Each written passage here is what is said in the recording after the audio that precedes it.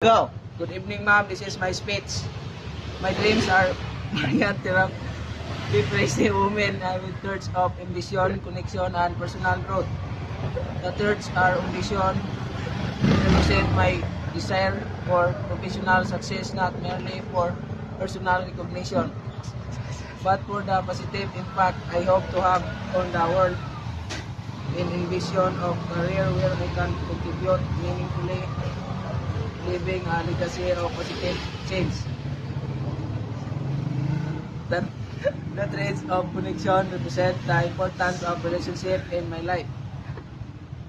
I dream of building strong, meaningful bonds and loved ones, creating a supportive and loving community where everyone feels valued and cherished. That includes nurturing existing relationships and cultivating new ones based on mutual respect and understanding.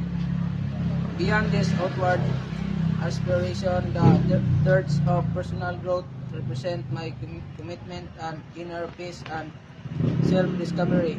I strive to constantly improve myself both emotionally and intellectually, become the best version of myself.